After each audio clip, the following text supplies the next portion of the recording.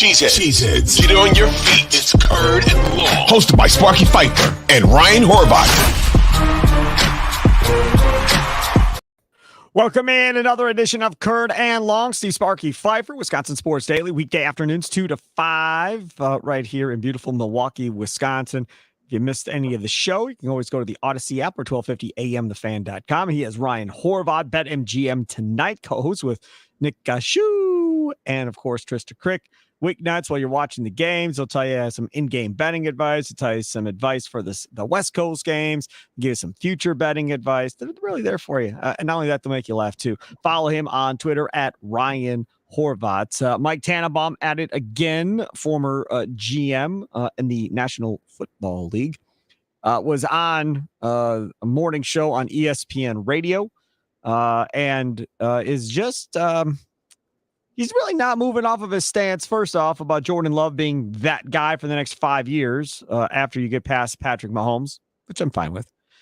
But his latest thing now that has come up, and this came up on TV, I believe, today on ESPN, he's suggesting that Jordan Love gets $600 million over 10 years. So for those of you that are mathematically challenged, that is $60 million a year over 10 years, in which everybody lost their minds. People on Twitter have lost their minds. Ryan Horvat, I ask you, if you're Goody and Russ Ball, Mark Murphy, Ed Policy, are you in? If they say, we'll do 10 years at $600 million, are you in or are you out if you're the Packers? I'm in on that. Because, dude, the NFL is... the Packers are opening up their season where again? Brazil, right? This league is only going to be bringing in more paper and more paper and more paper, as Kendrick said.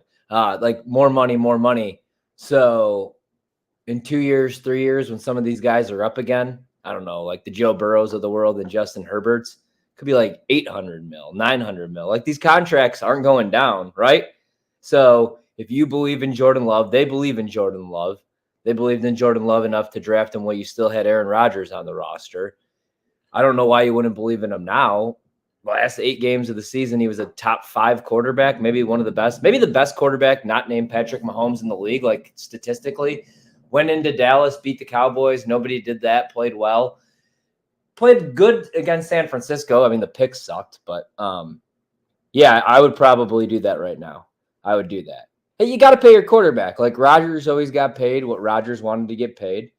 And it sucks, because you're trying to build a roster around Jordan Love and you're already Green Bay, Wisconsin, the Green Bay Packers, so you need all the money. Comes down to with Jordan Love too, does he want 600 mil over 10? Or does he want to take a smaller, lesser deal and try to win a Super Bowl? Or does he think he's good enough to win a Super Bowl taking a 10-year, $600 million deal? So I think that tells you everything. But I think you got to keep your quarterback happy. Look at what Jerry Jones is doing right now in Dallas. That's brutal to do to your quarterback. You can't do that to your quarterback. You got to take care of your guy. So, yeah, I would do it. What about you? Yeah, I'd do it in a heartbeat. I wouldn't think twice. It'd be done. I absolutely would do $600 million over 10 years. And the key there is going to be how much of that is guaranteed, right? So of 600 million over 10 years is 400 million guaranteed, is 500 million guaranteed. There's no way I'm guaranteeing $600 million. But you have to figure out, how much of that is guaranteed. But, going back to what you said, and I think you're right on the money, which is everything just continues to rise. We have not seen salaries cap off or fall back in any of the major sports. None of the max salaries are going backwards from the previous years. We're not in regression when it comes to salaries and what these owners are paying them. MLB, NBA, NHL, NFL, none of them. All they do is continue to make money. And now we're talking about all these additional ways for the leagues to make money, right? So not only over-the-air TV, but you have streaming and all these other things. Netflix has damn NFL games. Who saw that coming 5 years ago? Not me. So from that perspective, that revenue money is going to continue to build. We're talking about billions of dollars in revenue money in this upcoming NBA deal. They already got billions of dollars in this latest NFL TV deal. So, yeah, no, I'm not worried about them being screwed because they're giving Jordan Love $60 million in 2030. I doubt it. At $60 million in 2030, I bet you he's going to be a nice little bargain. Hell, he may be a bargain in 5 years at $60 million. Not to mention, 10 years at $60 million. And that still puts him, early to mid 30s by the time his contract is up. And yes, I realize it's a roll of the dice based on a half a season. But as you and I have talked about, I don't see where the regression comes in. I just don't. Not with what they have him surrounded with, not with who his head coach is, not with who's on the coaching staff. Like I feel very comfortable with how everything looks right now, Ryan Horvat, for this Packers team, for Jordan Love, kind of going forward. I get those that are hesitant because it was only a half a season. I understand your hesitancy. I, on the other hand, I'm not worried about Jordan Love's future. In the next 10 years, how many Pro Bowls does he make? 6, 7, 8? How many Pro Bowls in the next 10 years? Probably everybody makes the Pro Bowl now because nobody wants to go though, Sure, but once you make one and you build that, you're automatically just going to get in from year to year to year like Rodgers and Brett and so forth. All right, let's take the next step. How many All-Pros for Jordan Love? Now, that's a little bit more difficult. How many All-Pros for Jordan Love in the next 10 years? 2, 3? Probably because I would say, who are the quarterbacks in the NFC? If he was in the AFC, I'd be like, shoot, 1 would be good, 2 would be good because you got Herbert and Burrow and all those guys. But in the NFC, he should be putting up better numbers than everybody. Goff's got a really good offense, so he's going to put up ridiculous numbers. But I would expect some regression from the Cowboys because Jerry's pissed off everybody. And, even CeeDee Lamb doesn't have a deal yet, does he? No. He's like a lame duck wide receiver. So, yeah, man, I think probably 3. Really quick, going back to the league, too, before we get off of it, too, there's nothing that's going to cost. The NFL will never make less money, right? Because they've already had, the 2 biggest bow and arrows thrown at them, and they've survived both. The whole concussion thing, including the movie with Will Smith, all the CTE stuff. And a dude literally died on the freaking field. During the holidays, we were all watching a primetime game between the 2 best teams in the AFC. They had to revive him, bring a guy back to life on national TV. We were all there the next week. So this league's only going to continue to make more money. So I would pay Jordan Love now because these contracts are only going to get more ridiculous. It's just so hard for me to be like, and here's the other thing. I don't have to give him $600 million. But it's just also hard to be like, yeah, let's pay somebody $600 million while, the rest of us as a country are pissed off enough when we have to pay $7 for eggs and we listen to a presidential debate between 2 guys talking about their golf game. Going back, I say at least, I didn't either. I was on the air. I definitely did not watch it. No. I say at least 2 to 3 All-Pros, man, in the NFC. Okay, but that's not NFC. All-Pros is the NFL. That's everybody. It's not specified by NFC or AFC. It's All-Pros. Yeah, so right. last year, I don't know. Lamar Jackson was first team last year. Second team last year, All-Pro quarterback was Dak Prescott. So from that perspective, I think 2 or 3 All-Pros, again, over the course of 10 years, I think would be pretty good. I don't know. How many All-Pros did Aaron Rodgers have? I think that would be a good comparison. You hear this jackhammer? I apologize to the audience if you guys hear it. He was an All-Pro 4 times. First team All-Pro. I don't even care. Give me Super Bowl rings, right? We have enough MVPs and individual awards for our franchise. How about Jordan Love? Jordan Love becomes the best. How about this, man? I say Jordan Love becomes the best Packers quarterback since Bart if he gives us 2 rings. I don't care. Not skill wise, maybe. Aaron will always, in my opinion, be the most skilled and the best. But if Jordan Love wins 2 or 3 Super Bowls, he'll always be everybody's favorite. Agreed. He's a winner then. He's a winner. Nobody cares. People are fans of the Green Bay Packers. That was proven, right? Not the Green Bay Aaron Rodgers. So no, it wasn't proven because this fan base split because of the Brett Favre thing. I'm the biggest Rodgers guy, and I didn't split. I love the Packers still, and I love. Everybody thinks I was a Jordan Love hater. I wasn't. I didn't like the pick because I wanted to keep building the team for Rodgers. My buddy completely bailed. Williams this year, I'd be pissed, right? My buddy completely bailed on the Packers, Horvat, after Favre.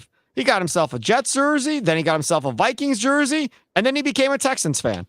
And that was it. He was done. No more. Some people are irrational. that guy's bouncing out. That's like my buddy that we can't invite to the weddings because he has a new girlfriend every week. Yeah, he wants to bring him. Yeah. It is Ryan Horvat. Follow him on Twitter at Ryan Horvat. BetMGM tonight. Steve Sparky. Fifer can follow me at Sparky Radio. Take a quick time out. Come back on Curd and Long, which you can download on your Odyssey app or wherever you download your favorite podcast at. Check us out on the Odyssey Sports YouTube page as well.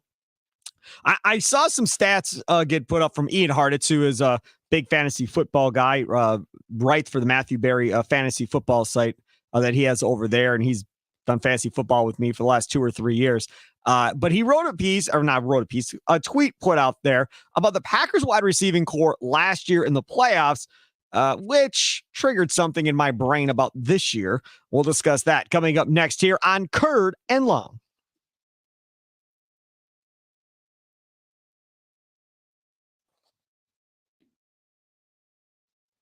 Hey, it's Sparky Fifer, 1250 a.m. The Fan, Wisconsin Sports Daily, weekday afternoons from 2 to 5 in Milwaukee. If you missed the show, check us out on the Odyssey app. He has Ryan Horvat, BetMGM tonight with Nick Ashu and Trista Crick. Check them out weeknights on the BetQL Radio Network or stream those guys on the Odyssey app, just like you can stream Wisconsin Sports Daily during the week as well. So I saw a tweet earlier this week, and it was from Ian Hartitz, who used to do fantasy football with us on Fridays on the Wendy's Big Show back in the day with Gary, Leroy, and myself.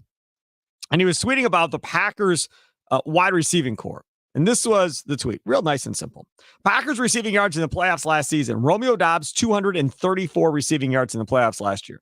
Luke Musgrave, 66. Jane Reed, 35. Paul Melton, 26. Dontavian Wicks, 25. Tugger Kraft, 24. Aaron Jones, 21. Christian Watson, 20 yards in receiving in the playoffs last season. To you, I asked, did last year's playoffs tip off what this regular season might look like for the wide receivers, Ryan Horvat? And what I mean by that is this. We always are having this conversation, and not just us, but nationally too. Who's going to be the number one Packers wide receiver? It's going to be Christian Watson. Maybe it'll be Jaden Reed. Maybe it'll be Dontavian Wicks. And Romeo Doubs gets buried down at like 4th or 5th on the list of things to do.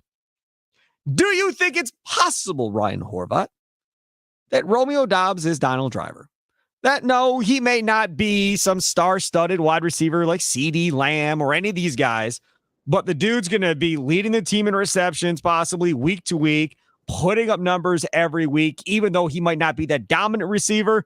He might be their best receiver because of things like Driver did, or Hines Ward. That was another guy. No, he was really, really good, but he wasn't a dominant receiver necessarily, like a Randy Moss or a T.O. or anything like that. Do you think that's Dobbs' role, or am I giving him too much credit, Ryan Horvat? See, this is what I love about football, right? I don't ever really do player comps or compare guys. You know, I love player comps in any sport. NBA draft, baby. Let's do player comps all day long on the draft picks. I'm all about it. Because here's the way that I look at skill position players, pitchers. I look at athletes almost like artists, right? Like I love the athletes that are always like, oh, I don't want to be the next Randy Moss. I'm AJ Brown or something like that. Like, I want to be the best, because that's what makes the best the best. Michael Jordan never wanted to be anybody. Everybody always wanted to be Michael Jordan, right? LeBron wants to be Jordan so bad. Kobe wanted to be. Kobe was the closest thing to Jordan. I think LeBron was closer to Magic. But, yeah, I mean, I think that could be his role. I just think he's the possession guy. Like, he's not the burner, you know? So I would say, yeah, he's your Donald Driver. What I love about the wide receiver room, to be honest with you, is I think what Green Bay did, the more I think, I've been thinking about this. I mean, I've liked the wide receiver room, but it's smart not going out and signing that vet, actually, because you've already had Randall Cobb in that room and those guys. So a lot of these guys have already worked with vets. Or you just don't want guys coming in with any type of ego, stealing away targets, because with these guys, you know, you don't really need a number one wide receiver, and that's the best part. Like, what I always loved about my grandpa's offense at Joliet Catholic and the double wing offense is he would have Mike Allstott, but there would be games where Mike Allstott growing up would have 6 carries. And I'd be like, what is going on? It's Mike Allstott, right? But there would be games where the 155-pound tailback, they would be doing a lot of the stuff, obviously to the outside, or like jet sweeps before jet sweeps, because they used to run this like running back reverse, and defenses would never know. If you run the same crap or have the same two dudes, like we did that with Devontae Adams. And then what happened against Tampa Bay? They locked in on Devontae and everybody else was scared to make a play. What I love about this wide receiver room is, even if Dobbs drops a couple balls, has a crappy game, Jordan Love's going to go back to him the next week. That's the difference between him and Rodgers. And everybody's competing because, you're going to run different stuff, and they're going to have, like you said, man, you have Marshawn Lloyd now. You still have A.J. Dillon, who looks like a freaking machine, and I'm kind of excited for. And now you have Josh Jacobs, who 2 years ago led the league in rushing. He's only 26, and you just made a deal for him and let Aaron Jones go. So you probably have big plans for him. So, it's not like they're going to be trotting out 5 wide receiver sets and everybody just gets snaps. Everybody's going to be competing for snaps every week. So if you have a crappy practice or a crappy game, it's not even a guarantee it's not even a guarantee, as crazy as this sounds, Romeo Dobbs is on the roster.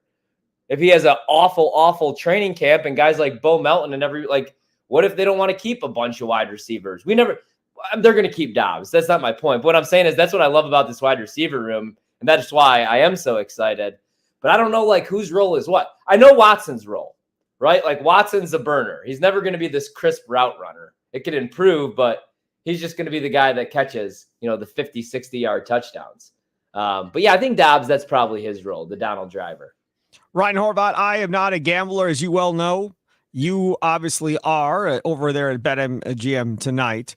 I ask you, is this a wager that a person can make? Can you make a wager of who will lead a team in receptions or who will lead a team in receiving yards? Can you do that for each team around the league prior to the season starting? Or is that something you can do? So you can't do that, but you could bet individual stats. You could bet Dobbs over 4.5 touchdown catches or over 800 yards, stuff like that. Right. I'll say this because, again, I'm not really a gambler. I mean, I do prize picks, but not like what Ryan does. Ryan's at a whole different level. So from this perspective, I believe Romeo Dobbs will lead this team in receptions coming up this season. He will be the leader in receptions. Maybe he's not the leader in receiving yards because, like you said, Watson's going to get him in big chunks. Wicks will probably get him in big chunks. Reed will probably get big chunk plays. So maybe a Dobbs doesn't have as many big chunk plays. Maybe his are 7 yards here, 10 yards there, 5 yards here, whatever. But I agree. I think he's going to be kind of their driver, maybe kind of more of a possession receiver that Love is going to be looking at in big situations to make those key plays. And everybody keeps talking about Dobbs being this 4th receiver in line as far as how this whole thing lines up from a talent perspective. But I really think he's going to lead this team in receptions, and he's going to be that guy kind of similar to how he was in the playoffs. And that's why we're doing this, because Ian Hart had tweeted out about, playoff receiving yards for those 2 games this year and how much Dobbs dominated versus everybody else yards caught. Nobody else was even over 100 yards. That dude was almost at 250 in 2 games. So I'm on the Romeo Dobbs train that he's going to lead this team in receptions. Am I nuts? In receptions? No, he should probably. I mean, he's the most familiar with Jordan Love. It should be him or Christian Watson. No, I would bet the same thing. I bet you if there was a market for that, he'd be the favorite. Absolutely. Dobbs would be the favorite to lead the team in receptions. Watson would be second. And then probably Wicks, third. Wicks is the next one? Yeah, I don't know who after that would even be on there. I mean, all of them probably, but I don't know in what order. Maybe even one of the tight ends would sneak in because I think they're going to use their tight ends a lot. I mean, if you're going to want this strong that's the other thing with A.J. Dillon. I know we're not talking about that real quick, but I was thinking about this. Enough with the halfback draws with A.J. Dillon, man. Run power with A.J. Dillon. That's when he started to actually, run with some force. But he should not be. I want A.J. Dillon at fullback, Horvat. That's what I want. I want him to be the guy that runs through the hole and clobbers somebody for Josh Jacobs, clobbers somebody for Marshawn Lloyd. I want him to be the up back that gets the short handoff real quick and bursts through the middle of the line at the goal line. That's how I want them to use A.J. Dillon. I'm with you. I don't want to see that crap either. I'm 1,000% with you. And maybe Dillon refuses and Dillon doesn't want to do that. No way. You're pretty much playing for free at this point based on the contract you agreed to with Goody and the Packers. So why wouldn't you agree to whatever they ask you at this point, Ryan? If he doesn't want, I mean, like if he doesn't want to run the way that you need him to run, or if he doesn't want to play on the field where you need him to play, then he's got to go. You know, I mean, Somebody else could have him then. All right, so gonna take a quick timeout. Come back on the other side. A story in Sports Illustrated. It talks about 6 teams they feel like can be in the playoffs this year that weren't. But then, Ryan Horvat, they named the 6 teams that will not be back in the playoffs next year at the expense of these 6 teams. Did the Packers make the article? That's the question. We'll talk about it next. Curd and Long. Download it on your Odyssey app, wherever you download your favorite podcast at. Also, check us out on the Odyssey Sports YouTube page. He's Ryan Horvat at Ryan Horvat on Twitter. Follow me at Sparky Radio. Back after this.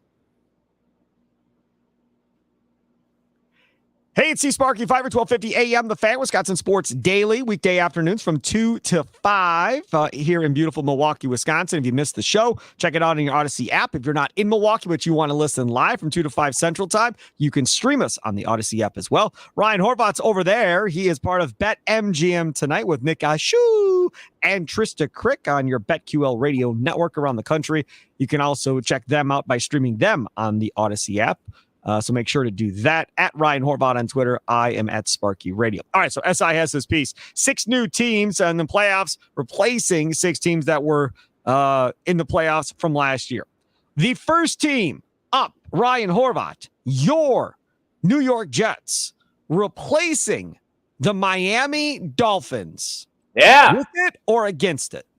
No, that's what I've been telling everybody, man. Like the Dolphins, I don't think they got significantly better this offseason. And they beat one team with a winning record, one playoff team last year. I don't think they could win in cold weather.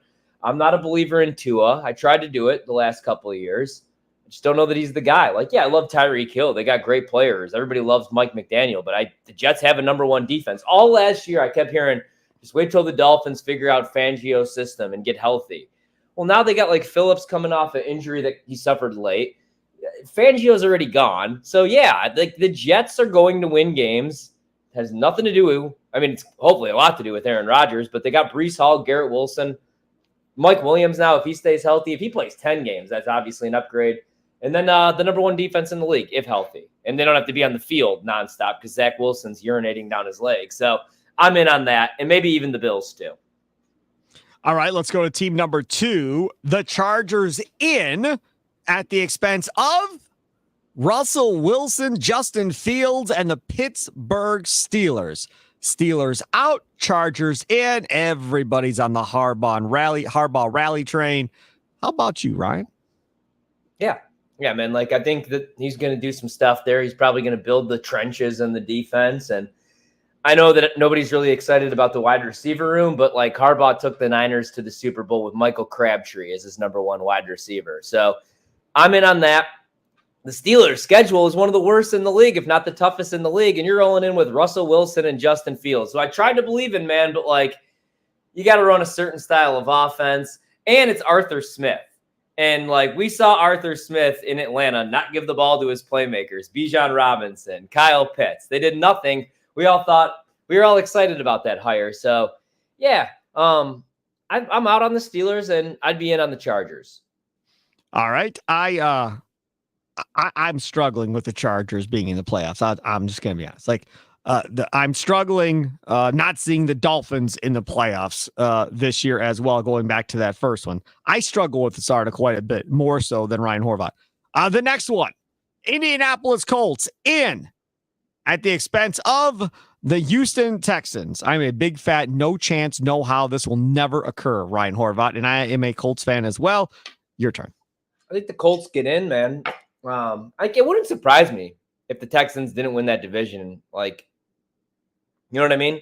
If like there's injuries happen, regression happens, teams figure young quarterbacks out, like we just talked about in Jordan Love. I like CJ Stroud just like I like Jordan Love, but you know we see that with some of these guys. So it wouldn't really shock me because I really like Shane Steichen. Look what he did in his time with the Eagles, and then look what the Eagles offense became without him, even with all those playmakers. And Anthony Richardson gets the green light, he's healthy. I like him. He wants to learn. He wants to get better. They got dudes, man.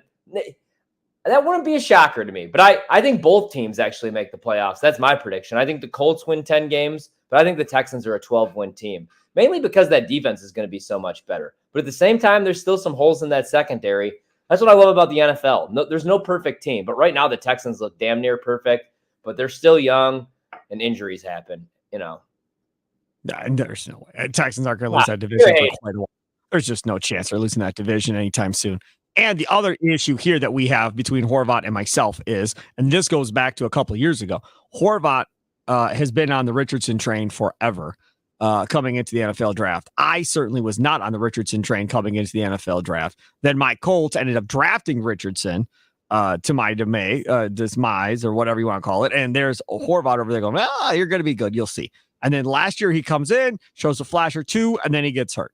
Then they talk to Richardson again this year in OTAs. I'm not going to change how I play. That's not why I got hurt and so forth.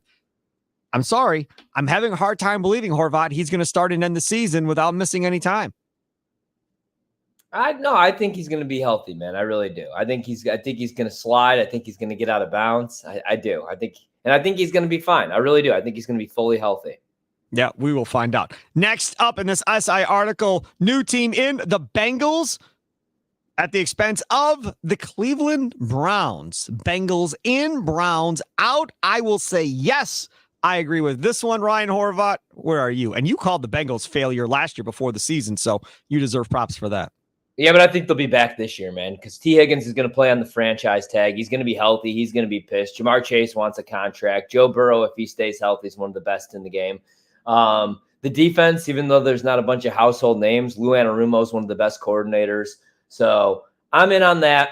And, but it's hard for me to say that the Browns will be out because the Browns on paper are one of the more talented teams in the league too. If Deshaun Watson ever figured out how to be Deshaun Watson again, and Nick Chubb, that's the thing though. They got a lot of question marks. That defense was really good at home. It was like 15th in the league on the road. So that was crazy. The home road splits and Chubb's coming off another injury, but they had a decent offseason. I know Jerry Jeudy's been a bust as a number one wide receiver, but he's a hell of a number three or whatever he is there. Njoku had a career year. Mari Cooper's still a top whatever receiver in the league. So it's hard for me just to write off the Browns, but I am in on the Bengals getting back in. And maybe that is the team they replace. Next one. I don't think the team out is going to be in. So I agree. Tampa Bay out. I struggle to see how the New Orleans Saints get in, though. I'm just saying. I'm not there on the Saints being in the playoffs. But in this SI piece, Saints in, Buccaneers out. Ryan Horvat. Was Baker Mayfield just a fluke last year? We don't see this again? What happens? No, the Saints aren't getting in. I just think Atlanta wins the division. And I think, you know what my hot take is? I got a hot take for you. I think Carolina gets in. No chance. Yep. I think Carolina wins 9 games this year. Oh, wait. Get out of here. Based on what? How? Eric Eager. Stop with you. I like Eric Eager like everybody else, but I'm not going with the Carolina Panthers to do anything other than have the number one pick. Dude, why?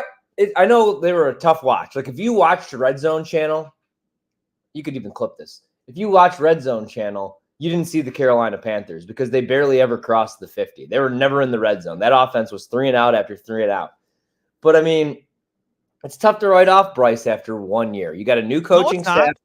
No, not tough for me at all. No, not tough at all to write off. I have no issues writing off Bryce. Trevor Lawrence, not Andrew Luck. Andrew Luck took the Colts to the playoffs. Bryce Young is not as big as those dudes are. We said that the height and so forth was going to be an issue. I'm telling you, there's nothing that I saw last year that tells me that's wrong. This is my hot take. Carolina wins at least 8 games. I'll be back for this. Mark it Friday, June 28th, 2:41 p.m. Eastern, 1:41 Central Time in beautiful Wisconsin. I'm out here in Bethesda, Maryland. The Carolina Panthers win at least 8 games. Bookmark this. I want the world to know. They at least go over their win total. Yep, I'm in on the Panthers. All right. Last one. Your team, the Chicago Bears, in at the expense of the Dallas Cowboys. Yeah. Yeah, now we're talking. Cowboys are missing the playoffs. Eagles will be back, man. Oh, come on. In McCarthy's last year, Prescott is going to have a contract year. He's going to have like the best year of his career, I bet you, in a contract year. McCarthy's in the last year of his deal. There's no way they miss the playoffs. And there's no way they don't win the division. Man, you suck at this, Sparky. Yeah, they're going to miss the playoffs because it doesn't matter to me that Dak just had a career year and they didn't pay him. So, and the Cowboys were proven frauds. They were proven frauds. Did you not watch? You saw the game. You saw what Green Bay did to them at third place, where they hadn't lost all season long. And so, yeah, I'm out on them. I think there's going to be some regression, and I think McCarthy might be the first coach fired next year. And he's the Bears, like 40 games over 500 in Dallas. Something like that. 50 games over 500. It's ridiculous, his coaching record. It'd be like firing LaFleur at this point. I hate the Bears as much as the next guy, but I think Caleb Williams is the real deal. He's surrounded by weapons in a run game and an improved offensive line, right? I know nobody believes in Eberflus, but he's a defensive guy. And that defense was top 10 second half of the season. They might be a top 5 defense. All I'm saying, and they don't have a divisional game in English, until week 11.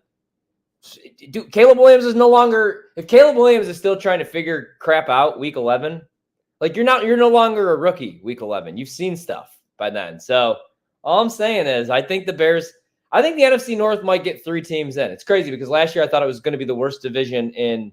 Well, I thought the South would be the worst division, but I thought it'd be one of the worst divisions in football. And now I think Lions get in because Ben Johnson's still there. I think Green Bay gets in. And I think the Bears get in. I think all 3 get in. That's my prediction. And Carolina wins at least 8 games. I don't know if they go to the playoffs, but they win 8 games. Last 2 years, I've heard nothing about Justin Fields this, Justin Fields that. Here come the Bears. All right, hold on. Let me defend that. No. Let me defend this. Justin Fields, if Justin Fields was in, like if they treated Justin Fields had Greg Roman as his offensive coordinator and they're running power, right? Like Lamar stuff early on. Then he's a better quarterback. You can't treat Justin Fields like he's Justin Herbert out there. You knew who his coordinator was going into last season. You knew he was not going to be treated like that. You were still on that bandwagon, Horvat. He never called plays before. I figured he would. Here's the thing: if you get what do I know, right? He's all fired up now. I host a night show. But if you get a job as an offensive coordinator, here's how you survive, right? And maybe get a head coaching gig and make a bunch of money. Don't come in with your nonsense. Come in with a package for your quarterback. If you have, Lamar Jackson, you don't treat him like he's Aaron Rodgers. Because you know what we saw in the playoffs? The Baltimore Ravens ran the ball with their running backs, 6 times? And they were averaging 6 yards per carry, but they said, no, let's drop Lamar back 38 plus times. I told you he was going to fold in the playoffs. He always does. What happened? Run your stuff. No, he's just not a good He's just not a good playoff quarterback. Lamar's just not that guy in the playoffs. I'm sorry. We have history. We have a track record of Lamar Jackson now in the playoffs. It's the same thing every year. I told you last year going into the playoffs he was going to fold, and the same thing happened, and it'll happen again this year. No, they'll be scary this year. I mean, I know they lost a lot, but I think Derrick Henry and him together, imagine that RPO coming at you. Who are you going to? Henry is not washed. But he's due to miss time and get hurt. He's old. He's got a lot of miles. He's eventually going to go down. And then what's the next thing? Because the whole rest of your running back core is in L.A. right now. Ryan Horvat, I love him so much. Follow him on Twitter at Ryan Horvat. Follow me at Sparky Radio. Make sure to download Curd and Long on your Odyssey app or if you download your favorite podcast. Tell a friend, tell family members, tell strangers in the store. We'll talk to you again coming up on Monday. Enjoy the rest of your day. Have a good one. Toodles.